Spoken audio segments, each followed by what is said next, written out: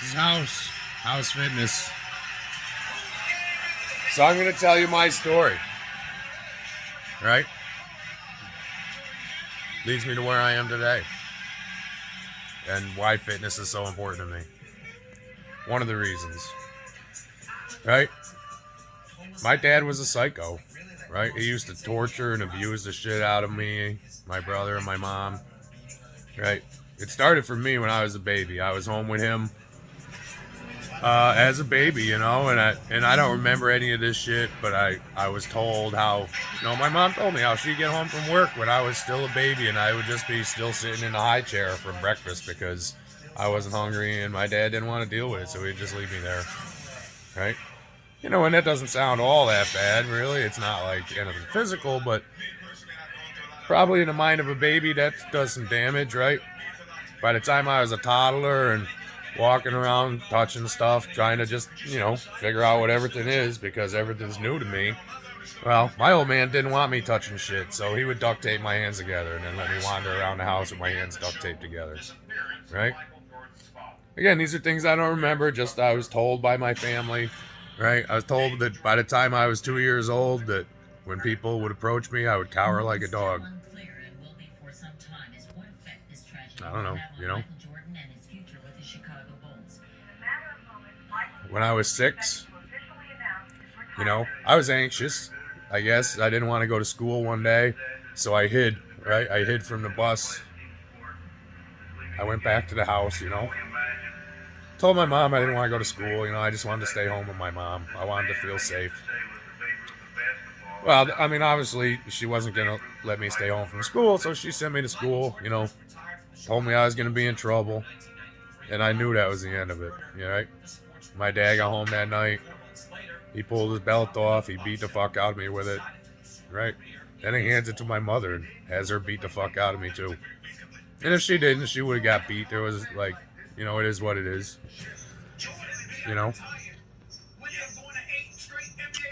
What are you going to do? But the thing that really fucked me up was I think later on that night, after this shit should have been all over with, my dad's taking a bath and he calls me into the bathroom, right? And I could just see the hatred in his face, And I was scared. I was trying to stay away from him, and he's like, "Get over here," and he grabs me by the back of the head and just sticks my head under the water. "I'm gonna kill you, you little fucking cocksucker." And I'm sorry I'm getting a little emotional, but this shit is hard for me to talk about still fucking 42 years later. But anyway, that's how I was raised, man. I never had no encouragement. Nobody putting no wind beneath my wings, right? Life's been kicking me in the fucking balls since the day I was born. I've had to fight for every fucking thing.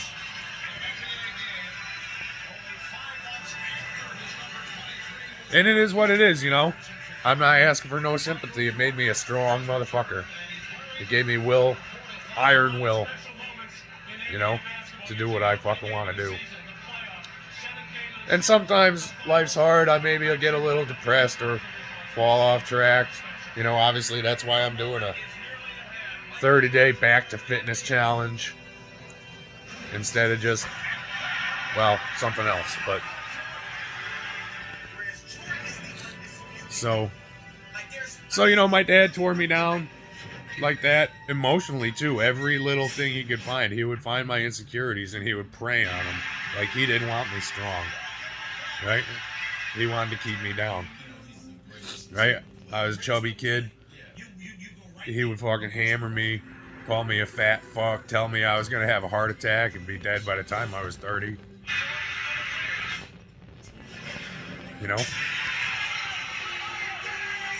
I don't know.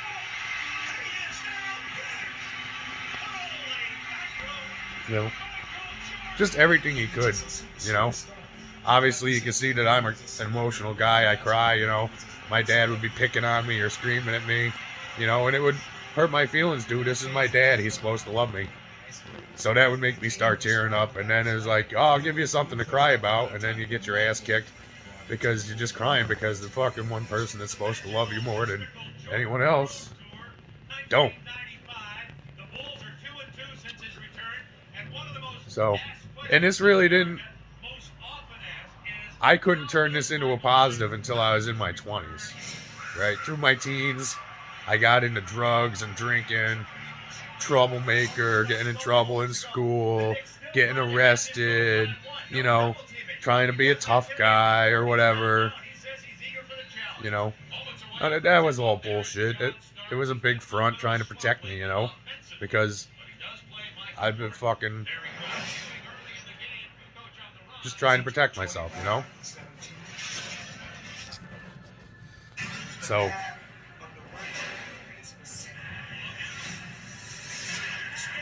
and you know, and I always struggled with my weight and my self-image, you know. I never had any help from that from my dad, and he actually did the opposite. He tore me down. So like, I moved out at 17, you know, finished high school, and then, you know, I was still a mess. But, you know, let's fast forward a couple years. You know, I'm 26 now. You know, I'm starting a job with the state. And that was easy. I was doing concrete. So that kind of kept me from getting too out of shape, you know. But I went to work for the state. And I gained a bunch of weight. You know, because it just was easy physically. So I started working out. You know, I got on the scale one day and my scale went to 350 and the fucking thing said error. That was my sign to like, get your shit together. You don't want to be a fat fuck, right? You want to be fit and healthy. You want to look good naked. You want to feel good. You want to be strong.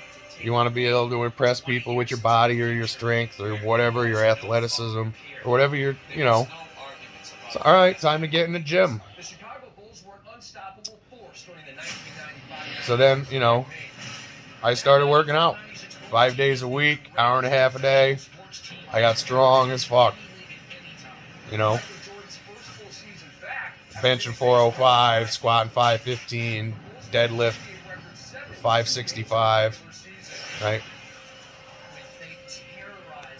This was like at 27 after 1 year of working out, but I was still I wouldn't call myself fit. I was just a big, fat, strong fucker, you know, because my diet wasn't on point. That's when I started reading about nutrition and shit and trying to figure out what would work, you know, and what would work for me, right? Because, you know, I'm kind of, I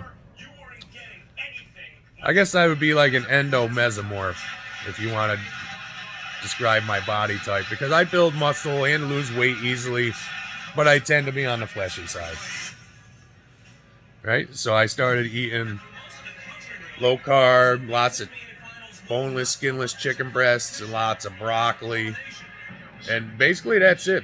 Broccoli and skinless chicken breasts, sometimes some burger, sometimes some brown rice if I wanted some carbs, but I pretty much went super low carb, and then lost 100 pounds in a year.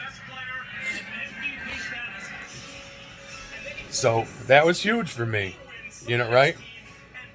And that was like the beginning of it. And, you know, my dad was still alive then. You know, he had helped get me this job at the state.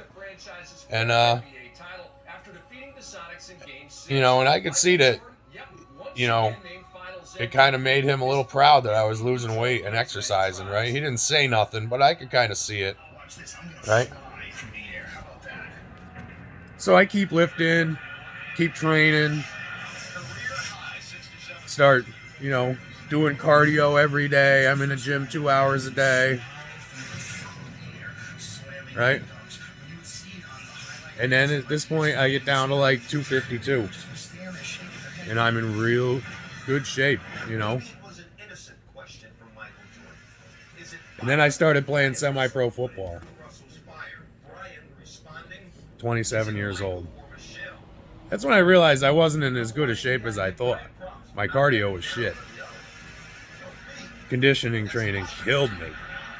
I mean, I did all right at it because I got a lot of heart, you know. I'll fucking go till I die. I don't give a fuck. But that shit killed me. So season got over, you know, like, I think, you know, playoffs end in the fall time, you know. So let's say we're in November now, and I'm in the gym. So I decide I want football to be easier for me. So I start running every day, 3 miles every day after I work out. So I lift weights for an hour and a half. And then I get on a treadmill and I run 3 miles. 9-minute miles took me 27 minutes, but, you know, I was happy with that pace for somebody that wasn't a runner and was over 250. Next year, football is a lot easier. Still hard, but a lot easier, dude. The running was way easier. And at that point, I was enjoying running. I was getting that endorphin rush, you know. Get those chemicals in your brain releasing. It makes you feel all good and shit. Yeah, it takes away any sort of anxiety or depression or anything like that. It's so good for you. So, semi-pro football, 252 pounds, in real good shape. It's the first time my dad ever told me he was proud of me. It might have been the only time he ever actually said the words, you know. There's 2 times I remember him being proud of me. One when I graduated high school, and then when I was playing football. And he actually told me he was proud of me when I was playing football. So that was pretty huge, dude. It's so weird because, like, this guy that is a piece of shit, and in a lot of ways I hate him, he's still my dad, and I love him, and I want him to be proud of me. I'm looking for that shit that you get from your father, dude, that dads give to their sons. You know, I'm trying to get that. Been trying to get it my whole life. Everywheres. And the only thing that ever gave it to me was working out. Working out makes me happy, makes me feel good about myself, shows me what I can do, shows me how much hard work pays off. You see a reward for your efforts, right? I don't get that at my job. I don't get that anywhere in life except for in the gym. It's the only place where my hard work is actually gives me something back. Like, you get in what you put out, right? I can go to my job every day and, you know, it's just, you know, there's nothing there to, like, push you to excel because you're surrounded by people that suck and they're making the same money as you. So why are you going to bust your balls, right? I go in every day. I don't call in. I do everything I'm asked to do, but because I got good work ethic. But at the same time, I'm not trying to save the world because the guys that don't come in and call in all the time and when they're there don't do anything, making the same money as me. So fuck that shit. But back to the fitness. It's been the one thing that's consistently always made me happy, made me feel good about myself, brought me joy, got me hotter girls. That's a nice bonus too, right? And yeah. So then I played football from 27 to 30, right? Then I got a stinger and I was like, all right, I can't be playing tackle football anymore. I'm not getting paid for this shit. I need to be able to go to work every day. I'm not going to be able to do that if I get myself jacked up.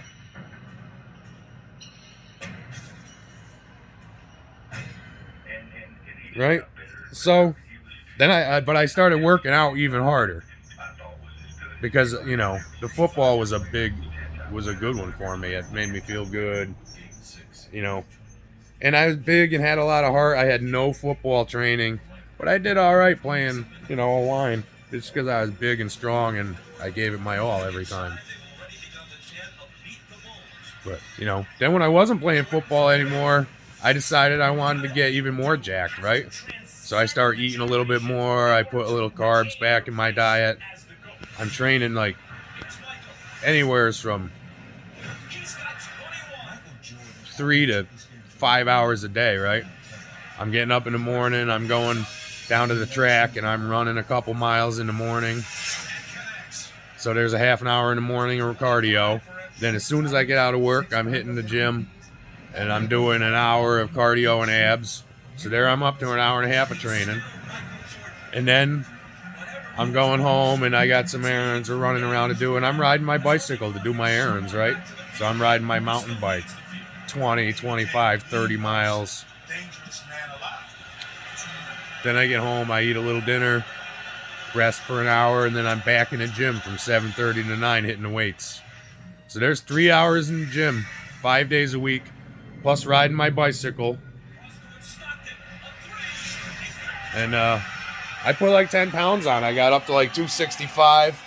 This was probably the best shape I was in, right? Because I was the most muscular and the leanest, and I just felt really good, and I looked fucking great. And then I got into a shitty relationship with this girl that I had a crush on for a bunch of years. Let me tell you, don't fucking do that shit. Fuck that. Right? It ain't worth it, dude. I mean, maybe if you... It just don't... Whatever. It is what it is, but... Right? Just pay attention to red flags. That's all I'm going to say. It'll save you a lot of headaches and a lot of heartache and a lot of depression and a lot of wasted years. Fuck, I think I wasted my whole 30s on broken relationships and then just trying to find love and all this shit like that I thought I wanted or needed, when really all I needed was to continue taking care of myself and loving myself. Keep eating good, keep training hard, you know. And I never would have lost my happy place. But I did. I let it happen to myself, you know. So, you know, and that's part of life, I guess. We all go through our trials and tribulations, you know. So that was most of my 30s. Late in my 30s, like around 37, you know, I started kind of... I felt like I was fucked up from all the trauma I had endured in my life and shit. So I decided to try to unfuck myself, right? That's when I started, like, calling relatives and asking about when I was a little kid and stuff, things that I didn't remember. And it kind of opened up some memories that I didn't even remember were in there, you know? I had a bunch of shit blocked out.